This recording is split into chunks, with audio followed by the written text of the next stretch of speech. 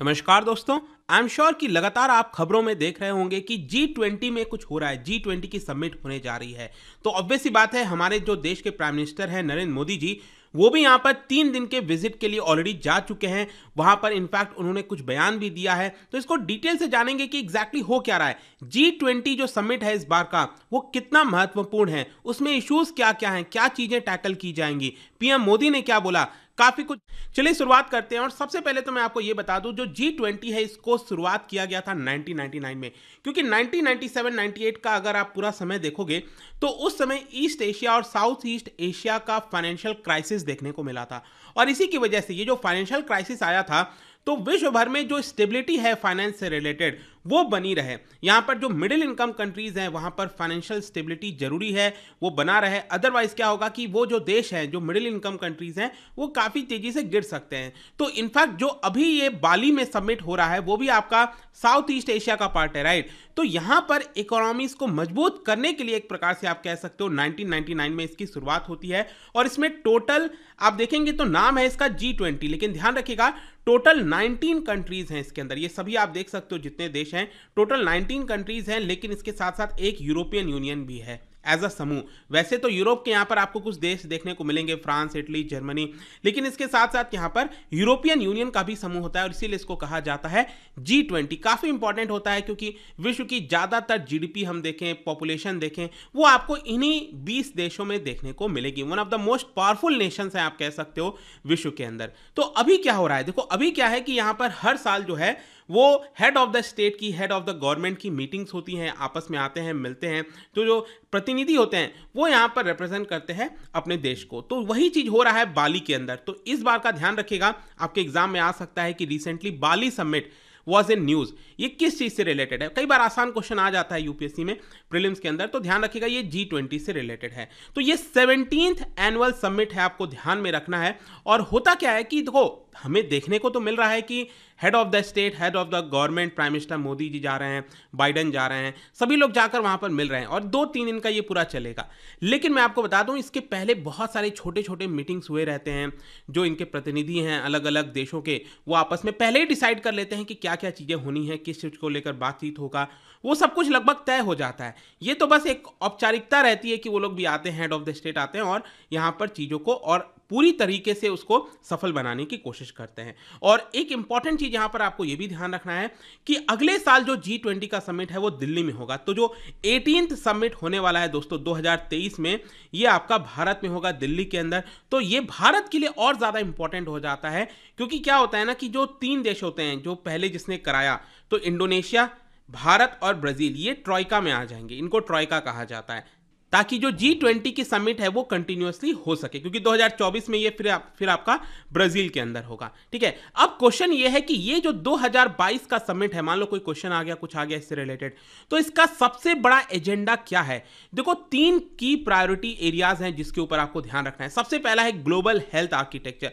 जाहिर सी बात है कि 2-3 साल हो चुके हैं जो कोविड का पूरा दौर हमने देखा, उसके बाद से जरूरी है कि फ्यूचर में किसी प्रकार की अगर कोई क्राइसिस आती है, कोई दिक्कत आती है, तो विश्व उसको लड़ने के लिए यहां पर तैयार रहे। यहां पर इक्विटेबल रिस्पांस होना चाहिए, इंक्लूसिव रिस्पांस होना चाहिए। उसके लिए एक प्रॉपर आर्किटेक्चर बनाया जाए ग्लोबल हेल्थ से रिलेटेड, वो यहां पर सबसे पहला मुद्दा है। दूसरा है डिजिटल ट्रांसफॉर्मेशन। हम सबने देखा है कि किस तरह से जो डिजिटल है वो हमारे जीवन का एक बहुत बड़ा हिस्सा लगातार बनते जा रहा है। तो यहां पर ग्लोबल इकोनॉमी को और तेजी से बढ़ाने के लिए कैसे जो डिजिटल ट्रांसफॉर्मेशन है वो मदद कर सकता है, कैसे हम न्यू लैंडस्केप क्रिएट कर सकते हैं ताकि जो देश हैं वो आपस में अच्छे से कोऑपरेट कर सकें। और जो तीसरा सबसे बड़ा मुद्दा है, एजेंडा है इस बार का, वो ये है sustainable energy transition. Sustainable energy transition जैसे कि क्लाइमेट चेंज की हम बेसिकली बात कर रहे हैं कि यहाँ पर कैसे जो है हम क्लीनर एनर्जी सोर्सेस की तरफ जा सके। जो सोलर एनर्जी होता है, विंड एनर्जी होता है, उसकी तरफ जाना है। लेकिन उसके लिए क्या जरूरी है, सबसे ज़्यादा जरूरी है इन्वेस्टमेंट। पैसा कहाँ से आएगा, तो उसके लिए कौन सा इन्वेस्टमेंट हम तराश सकते हैं कहां से पैसा आ सकता है, उसको यहां पर पहचानना। तो ये 3 चीजें ध्यान रखिएगा दोस्तों, इस बार का जो G20 है उसका सबसे बड़ा एजेंडा है। इसके अलावा मैं आपको यह भी बता दूं कि पैंडेमिक के बाद से अगर हम G20 देशों की बात करें, इसमें जो सबसे बड़ा लॉस हुआ है, IMF का अगर आप आंकड़ा देखोगे, जो सबसे ज्यादा लॉस हुआ है वो आपको भारत का देखने को मिलेगा। ठीक है, वैसे तो हम देखें तो सभी देशों का कुछ ना कुछ लॉस हुआ ही है। हमने देखा कि रिसेशन में चले गए थे कोविड के जस्ट बाद सभी देश। तो यहां पर सबसे ज्यादा लॉस अगर हम देखें लगभग 14% के आसपास वो भारत का देखने को मिलेगा। लेकिन क्वेश्चन ये है कि ये पेंडेमिक के बाद से चीजें इतनी ज्यादा वर्स और क्यों होती गई हैं। इसका एक और बहुत सारे कारण हैं, 3-4 कारण मैं आपको बताता हूं।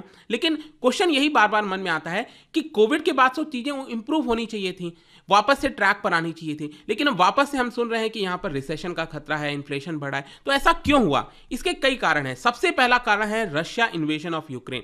जो हमने देखा, रशियन इन्वेजन जो है उसकी वजह से यहां पर एक मैसिव जियोपॉलिटिकल अनसर्टेनिटी क्रिएट हो गया।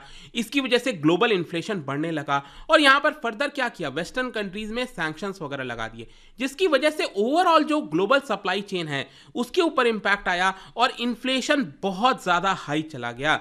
और ध्यान रखिएगा, जब भी इन्फ्लेशन ज्यादा जाता है इसका डायरेक्ट असर उन लोगों पर पड़ता है जिनकी एक फिक्स्ड इनकम है।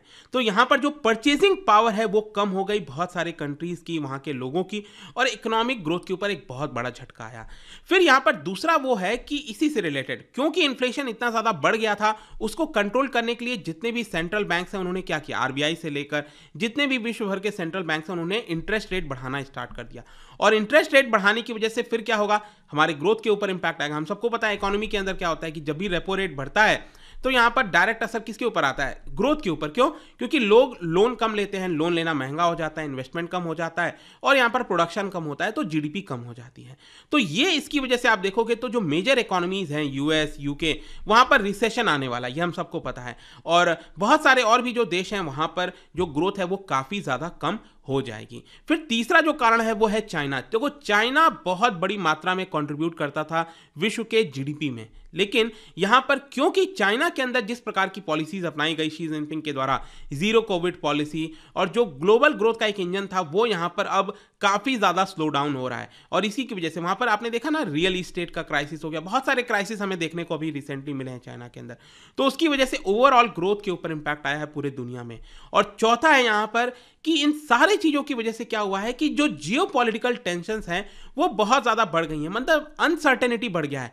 पता नहीं है कल के डेट में क्या हो जाए, किस तरह से चीजें टर्न आउट होंगी, और ये सारे कारण हैं जिसकी वजह से चीजें बहुत ज्यादा वर्स होती चली गई हैं। तो कहीं ना कहीं इसी के ऊपर यहां पर फोकस करना है। और G20 एक ऐसा माध्यम होता है, क्योंकि अभी आप देखोगे तो मान लो जैसे बाइडन हो गए और शी जिनपिंग हो गए, वो आपस में बात नहीं करना चाहते, ऐसे नॉर्मल हमें देखने को मिलता है।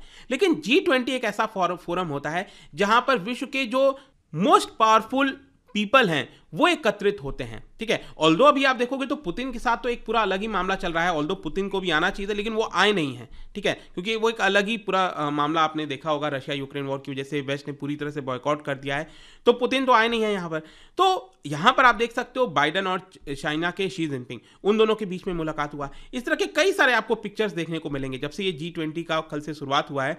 आप देख सकते हो ऋषि सुनक और जस्टिन ट्रूडो वो एक कैफे में चले गए थे वहां पर, और प्राइम मिनिस्टर मोदी जी भी वहां पर पहुंचे, और आप देख सकते हैं बाइडन के साथ भी इस तरह का आपको तस्वीर देखने को मिलेगा। लेकिन यहां पर प्राइम मिनिस्टर नरेंद्र मोदी जी ने अपना ओपनिंग स्टेटमेंट भी दिया है। वहां पर सबसे पहले जाकर क्या चीजें बोली हैं वो हमें जानना है। उन्होंने सबसे पहले यूक्रेन वॉर को लेकर कुछ चीजें कही हैं। यूक्रेन वॉर पर नरेंद्र मोदी जी ने क्लियरली कह दिया है कि मैंने बार बार ये बात को रिपीट किया है कि सीज फायर एंड डिप्लोमेसी यही एक सोल्यूशन है जिसके तौर पर हमें आगे बढ़ना चाहिए। ये एक इंपॉर्टेंट चीज है जिसकी वजह से ये जो पूरा वॉर है हमें उसको रोकने की कोशिश करनी चाहिए। इसके अलावा पीएम मोदी ने एक और चीज यहां पर बहुत ही अच्छा एग्जाम्पल दिया। देखिए, यहां पर उन्होंने ये कहा कि पिछले सेंचुरी में हमने देखा था कि वर्ल्ड वॉर 2 की वजह से पूरा विश्व जो है वो एक तरह से खत्म होने के कगार पर आ रहा था, लेकिन उस समय क्या हुआ कि जो लीडर्स थे उस समय के, उन्होंने यहां पर सीरियस एफर्ट दिखाया पीस की तरफ, पीस के रास्ते पर गए, और कहीं ना कहीं वही जो जिम्मेदारी है आज के वर्ल्ड लीडर्स के ऊपर है। Now it is our turn कि हम पीस को स्थापित करें। तो यहां पर प्राइम मिनिस्टर मोदी जी ने पीस को लेकर जो है सबसे पहले बयान दिया है कि यूक्रेन वॉर तुरंत खत्म होना चाहिए। फिर दूसरा उन्होंने यहां पर सस्टेनेबल फार्मिंग को लेकर कहा है। उन्होंने यहां पर सभी जो मेंबर्स हैं उनको इन्फॉर्म किया कि भारत नेचुरल फार्मिंग को प्रमोट कर रहा है ताकि सस्टेनेबल फूड सिक्योरिटी हो सके। क्लाइमेट चेंज की वजह से जो रिडक्शन हो रहा है, वीट हो गया, राइस का प्रोडक्शन हो गया, ये सारी चीज़ों पर हमें कहीं ना कहीं फोकस करना चाहिए और स्पेशली जो ट्रेडिशनल फूड ग्रेन्स हो गए जैसे मिलेट हो गया, उसके ऊपर कहीं ना कहीं फोकस करने की जरूरत है, उसको पॉपुलराइज करने की जरूरत है ताकि हम सस्टेनेबिलिटी की तरफ बढ़ सकें। एंड ही ऑल्सो अर्ज्ड कि इंटरनेशनल ईयर्स ऑफ मिलेट जो है उसे हमें पूरी तरह से सेलिब्रेट करना चाहिए आगे आने वाले वर्षों में, ताकि इसको लेकर और ज़्यादा जागरूकता बढ़ती जाए। और तीसरा जो मुद्दा यहाँ पर प्राइम मिनिस्टर नरेंद्र मोदी जी ने उठाया वो ये था रिगार्डिंग दी एनर्जी सिक्योरिटी। देखो, भारत के पर्सपेक्टिव से एनर्जी सिक्योरिटी बहुत ज़्यादा इंपॉर्टेंट है और ये क्लियर शब्दों में यहाँ पर पीएम मोदी ने कहा है कि We should not encourage any kind of restrictions on the supply of energy। मतलब आपने देखा होगा ना, रिसेंटली यहाँ पर वेस्टर्न कंट्रीज कैसे कोशिश कर रही थी कि हम रशिया से ऑयल ना खरीदें, एनर्जी ना खरीदें, लेकिन हमने क्या किया, रशिया से खरीदा। तो यहाँ पर किसी प्रकार का रोक नहीं होना चाहिए, अदरवाइज ये एनर्जी मार्केट की स्टेबिलिटी के लिए सही नहीं होगा और अल्टीमेटली भारत जैसे देशों को इसका भुगतान करना पड़ता है। और साथ ही साथ हमने ये भी कहा कि हम क्लीन एनर्जी की तरफ जा रहे हैं, एनवायरमेंट की तरफ जा रहे हैं। 2023 तक हमारा जो भी इलेक्ट्रिसिटी प्रोड्यूस होगा उसमें आधा हिस्सा अकेले रिन्यूएबल एनर्जी का होगा। तो ये एक बड़ी बात है। यहाँ पर आई होप कि आपको जितनी भी चीज़ें थी अभी तक, जो भी कुछ चला है और कोई भी इंपॉर्टेंट चीज़ें होगा G20 में, वो मैं आपको बताऊंगा। जाने से पहले एक इंटरेस्टिंग क्वेश्चन, ये काफ़ी इंटरेस्टिंग है। अभी रिसेंटली आपने देखा आसियान का समिट हुआ था, association of south east Asian Nations, जिसमें 10 मेंबर्स होते हैं, लेकिन यहाँ पर इन्होंने इन प्रिंसिपल एडमिट कर लिया है 11th मेंबर को। क्या बता सकते हो वो 11th मेंबर कौन सा है? इसका राइट आंसर आप सबको पता है, मेरे इंस्टाग्राम पर तो मिलेगा ही, वहां पर अगर आप नहीं हो